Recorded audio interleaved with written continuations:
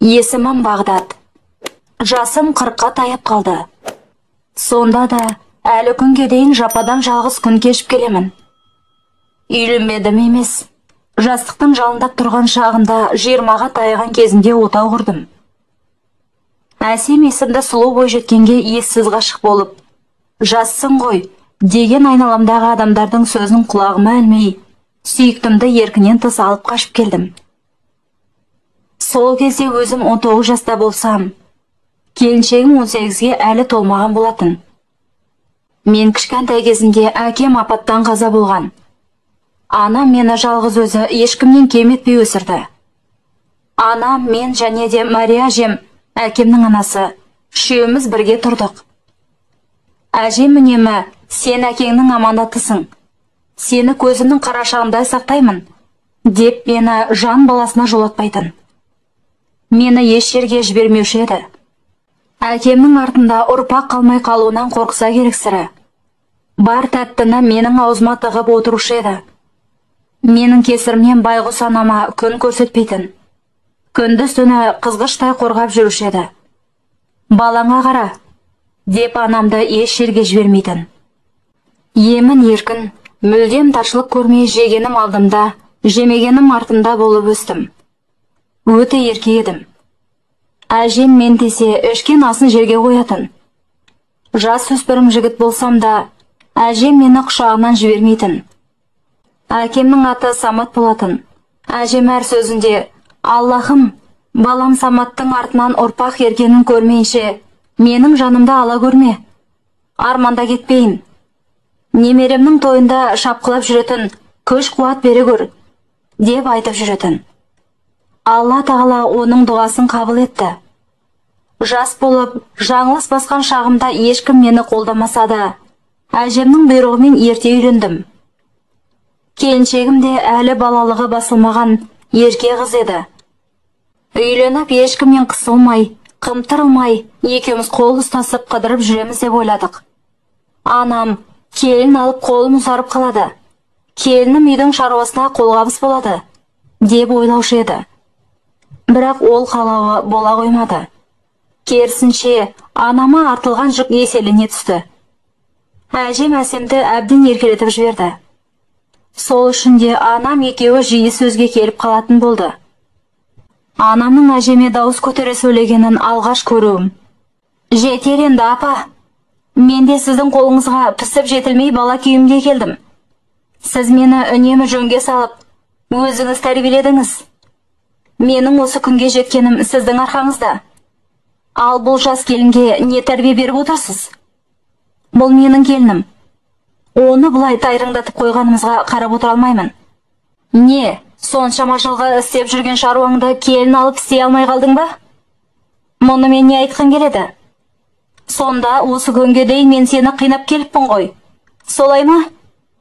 Жоқ, апа, мен керісінше сізге алғыс айтамын. Сіздің арқаңызда қазір қолымнан келмейтін іс жоқ. Сіз маған бәрін үйреттіңіз. Еңбекқорлық, іске тиянақты болу, жауапкершілік, бәрін сіз үйреттіңіз. Келінімді де солай тәрбиелесеңіз, еш наразылығым болмас еді. Алайда, сіз оны әбден жалқау етіп тындыңыз.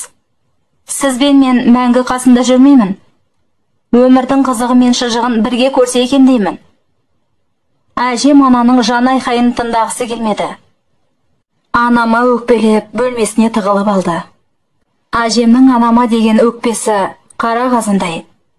Тіпті анаммен бір дастархан басына отырып, ас ішпейтін күйге жетті. Әжем анамның дайындаған тамағын жемей қырсығып, әбден ашықты. Анам да алған бетінен қайтар емес. Екеуі бір-біріне ерегесіп жүрді. Осының барлығына сендер кінәлісіңдер, дегендей анам келіншегім екеумізге мінез көрсетіп жүрді. Анамның бұлай қыңыр мінез көрсеткенін алғаш көруім. Анам түк істемей қойды. Таңертең үйден шығып кеткен күйі, күн батқанша үйге келмеді. Әжем анама өкпелі болғанымен, анам үшін алаңдап есік күзетіп, әрі де бері жүріп мазасыз күй кешті. Анам үшін бәріміз алаңдадық. Күн батқанда анам есіктен кіріп келгенде, Оны көріп бәріміз де таңданып қалдық. 40 жыл бойы шешпеген орамалы шешіліп, шашын боятып, үстіне әдемі көйлек киіп анам кіріп келді. Қолында дорба-дорба базарлығы бар. Әжемнің екі көзі шарастар шығып кете жаздады. Назира, бұл сенбісің? Мына түрің не? Масқара. Иә, мен. Түріме не болыпты? Жаланбас жүргенің не? Ұят емес пе? Сенің есің ауысайын деген екен. Есім ауысқан жоқ.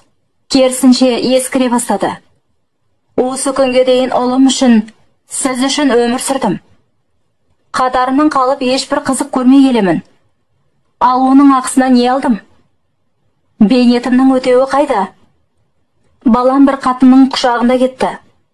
Ал сіз болсаңыз, сол келіннің бір жерінен кіріп кетердей жүрсіз. Бұдан былай тек өзім үшін өмір сүремін. Өз шығындарыңды өздерің төлеңдер. Төле, свет, газ, судың ақшасын. Анам бұл сөздерді маған қарап тұрып ашулана айтты. Олай дейтін де жөні бар. Әжемнің зейнетақысы өзінің баратын жерінен артылмайды. Өлімі бар, тойы бар, кейде тіпті жетпей қалатын кездері де болады. Ал мен болсам, әр жұмыстың басын түртіп жүріп ақша тауып қатырмайтынмын. Әжемнің сол кездегі ашуға мінген түрін әлі күнге дейін ұмыта алмаймын. Ашу үстінде анама қаншама ауыр сөздер айтты. Осы тайрандағаныңда жетер. Осы күнге дейін қиналып келген екенсің ғой. Ендеше бұдан былай ешбір тірлік істемейсің. Аллаға шүкір, күш қуатымнан арыла қойған жоқпын. Құдай күнімді саған қаратпасын. Бұдан былай сенің қолынан Құдайдың қара суында ішпеймін. Маған жолаушы болма. Келініңіз бар емес пе? Сол істеп берсін ас ауқатыңызды. Әжемнің қаһарынан аяқ тартар анам жоқ. Анам сол күннен бастап үйдің бірде-бір шаруасын істемей қойды. Бәрін әжем өзі істеп жүрді. Тіпті сиырдың астынан бөгілген аяғы жазылмай, орнынан тұра алмай қалса да алған бетінен қайтар емес. Анам болса, күнде қыдырып өзімен өзі рахаттана жүрді. Алайда, көз жанарынан әжем үшін уайымға салынып жүргенін аңғаруға болатын еді. Әсемді үй шаруасына әжем баптап жүрген. Алайда, оның сүйінші хабарын естіген әжемнің қуанышы жер көкке сыймай, оның аяғын аспанға көтеріп жатқызып қойды. Иә, әсем құрсақ көтеріп, ана атанатын еді. Әжем өте намысшыл адам болатын. Бар шаруаны жасау қиынға соқса да, анамның алдына барған жоқ. Қазіргі техникалардың тілін білмеген соң, әжем есік алдында қолданыстан шыққан, өзінің тандырына нан жауып жүрген. Ыстықтан ба, әлде анама деген ашу ыза өкпесінен бе, қан қысымы көтеріліп, есік алдында есінен танып құлады. Анам бөлмесінде терезеден қарап отырған болса керек. Бірден жүгіре жетіп келді. Мен көтеріп әкеліп үйге жатқыздым. Анам дереу тілінің астына дәрісін салып, шырылдап жылап жүр. Апатайым, мендей ақымақ келіңізді кешіріңізші. Мен үшін сіздің тірі жүргеніңіздің өзі бақыт. Менің арқа сүйер сүйенішім өзіңіз ғана емессіз бе? Мені тастап кетпеңіз, апатайым. Мама, әжеме ештеңе де болмайды. Шық бұл жерден. Жатып шер арам тамақ неме. Осының барлығы сенің кесірінен. Өз еркелігің аздай, балалығы басылмаған тағы бір ерке тотайды алып келіп, берекемізді қашырдың. Жоғал әрі. Анам мені осылай бөлмеден қуып шықты. Сол кезде мен анамды өзіме жау көрдім. Анам әжемнің қасынан бір елі ажыраған жоқ. Күндіз түні қасында болды. Ыстықтай сопасын үзбей, дәрілерін уақытында ішкізіп, күтім жасады. Әжем ес жиған соң, тағы да сол қырсықтығын жалғастыра берді. Әжем өзінің қауқары жетпеген соң, ас суын әсемге дайындатып жүрді. Мұрны тыжырыңдап, әйелім әрең бір тамақты істейтін. Үйде береке жоқ. Айналдырған 3 әйелдің басы бір үйге сыйыспай жүр. Мен де үйден безе бастадым. Келіншегім мен қол ұстасып қыдырып, ойнап күліп жүргім келетін. Әсем үнемі әжеме күтім жасап жүрген соң, біз үй қамақта отырғандай күй кешіп жүрдік. Әсем ыңқылдап-сыңқылдап жүріп, аман есен ай күніне жетіп, ол баланы дүниеге алып келді. Әжемнің қуанышы қойнына сыймай, бар ауруын ұмытып кеткендей шапқылап жүрді. Тықпыштап жиған тергеннің бәрін шашып, шөбересінің шілдехана бесік тойын дүркіретіп жасап берді. Әсемнің қолын мұздай суға тигізбей, анам мен әжем шырпыр болып шапқылап әлек. Олым Батырхан бұл үйге бақ береке әкелгендей. Әжем мен анамның ара қатынасы жақсара түсті. Әсем бірде-бір шаруаға араласпайды. Тек балаға қарайды. Болды. Солай күндер жалғаса берді. Олым 8 айдан асып, еңбектеп жүре бастады. Әсемнен қашып үнемі әжемнің қасынан шықпайтын. Әжем байғұс өзі әрең жүргеніне қарамай, шөбересін арқалап жүруші еді. Ал анам жұмыста болған соң, үйдің шаруасы Әсемнің мойнына артылды. Әбден дайын тамақты жеп-ішіп, дайын асқа қасық болып үйренген әйеліме бұл жүк ауырлық қылған болса керекті. Күн сайын жылап сықтап, миымды ашта бастады. Жаным, менде адам секілді өмір сүргім келеді. Мен үйде емес, түрмеде жүрген секілдімін. Баланы ауыртасың, анда барма, мұнда барма. Олай істеме, бұлай жасама. Әжемнің осындай шектеулерінен әбден мезі болдым. Әжем өзі сондай адам. Ол кісі өзгермейді. Әйелімнің айтқан сөзінің жаны бар. Мен де бала мен әйелімді жетектеп, серуендеп жүргім келеді. Бірақ әжем бізді ешқайда шығармайды. Батырханның тісі жарып, ауырып жүрген кезі. Түні бойы дене қызуы көтеріліп, Әсемге ұйқы бермей шырылдап жүреді. Күндіз әжем өзі қарап жағдайын жасап отыратын. Бірнеше күн бойы ұйқы көрмеген әйелімнің жүйкесі жұқарып, ашуға булығып жүрді. Әжем еш уақытта 5 уақыт намазын қалдырмайтын. Әжем намаз оқып жатқанда, Әсем ұлымыздың қыңыр мінезіне төзе алмай, құйрығынан 1-2 салып жіберді. Мұны көрген әжем құлшылығын тастай сала, Әсемге қарай бас сала айқайлады. Баланы ұруға қалай дәтің барады? Қолың сыңғыр. Өз балам тұрсам не болыпты? Ол аздай маған қарай айқайлап тұрсың ба? Көргенсіз десе. Жетер енді. Біз сіздің айтқаныңызбен жүріп тұратын кішкентай бала емеспіз. Сіздің дегеніңізге бағынатын құл емеспін. Тірі адаммын. Әкеңіз бер баламды. Әсем барып мінезін көрсетіп, балам екеуінің киім кешегін жинап үйіне кетіп қалды. Кімнің жағына шығарымды білмей, үнсіз тұрдым. Әжемнің ең осал тұсы, ол немересі екенін бәріміз де білеміз. Әжем маған жақындап келіп, сөйлеуге дәті жетпей үнсіз тұрды. Адамдарға таң қаламын. Елдің бәріне өсек керек. Осындайға ағайын достар келгіштеп кетті. Бәріне де әжем әйелімді жамандап әлек. Осы күнге дейін түк істемей келді. Қолынан бір іс келмейді. Қазіргі жастардың бәрі жалқау. Тамағының дәм тұзы болмайды. Ондай келді қайтесіз? Бар бәле сонымен кетсін. Әжемнің бұл сөздеріне ызам келді. Оны осындай еткен өзі емес пе? Ұрпағымды көбейтсін деп өзі басына шығарып алды емес пе? Ендеше неге елдің бәріне оны қаралап жатыр? Ашудан жарлардай болып жүрмін. Түн ортасында көшеге шығып, Әсемге қоңырау шалдым. Ол ашулана жауап берді. Мені мазалама. Маған хабарласпа. Өшірме, мені тыңда. Мен сені қолдаймын. Маған ашуланып ұрсайын деп тұрған боларсың десем? Жоқ, сен түгілі өзім де әжемнен қашып кеткім келеді. Әжемді осылай бір сілкіп алғаның дұрыс болды. Адам қартайған сайын бала секілді болады деген рас екен ау. Әжемді тәубесіне келтіру керек. Не деп тұрсың? Сен үйінде біраз уақыт жүре тұр. Әжем өзі алдыңа барып, жалынып алып қайтады. Әй қайдам.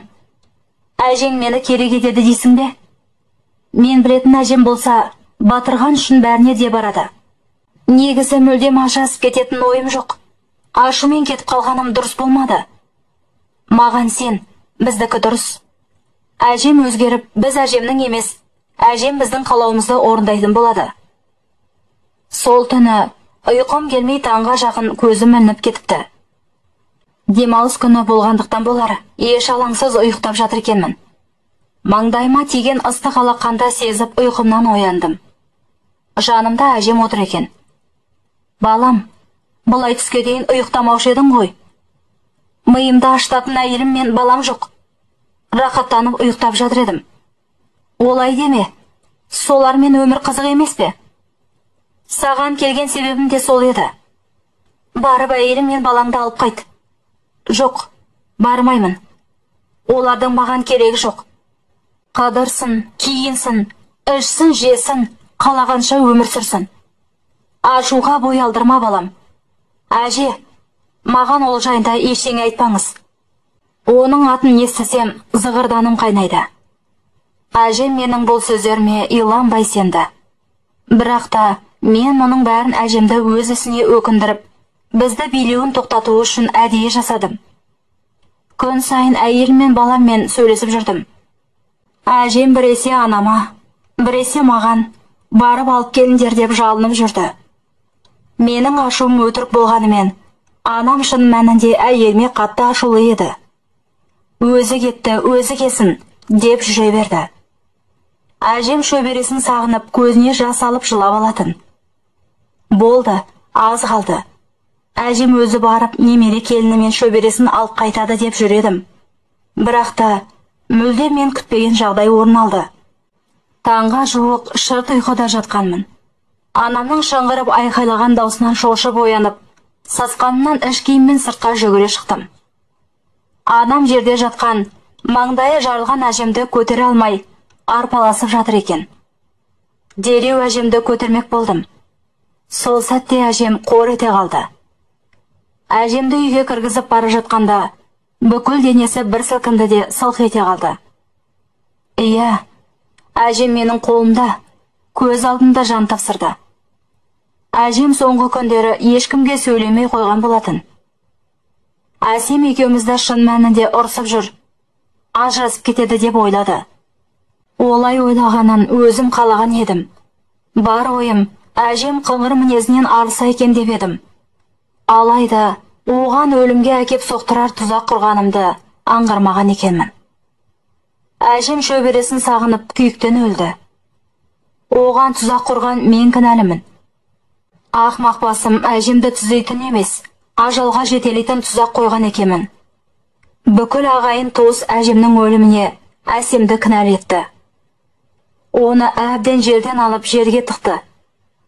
Әжем қайтыс болған күні әсем өзінің туған әке-шешесімен бірге дереу жетіп келіп еді.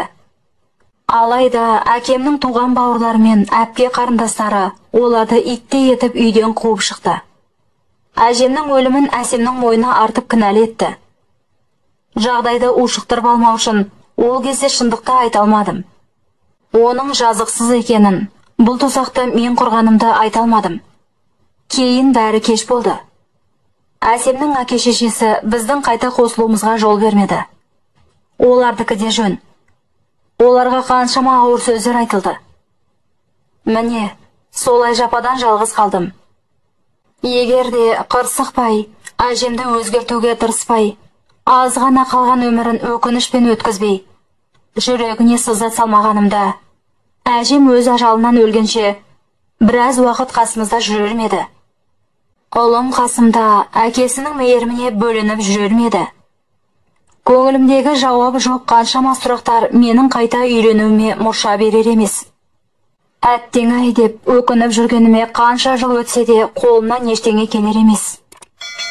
Сіздерден өтініш, бір аяғы көрде, бір аяғы төрде жүрген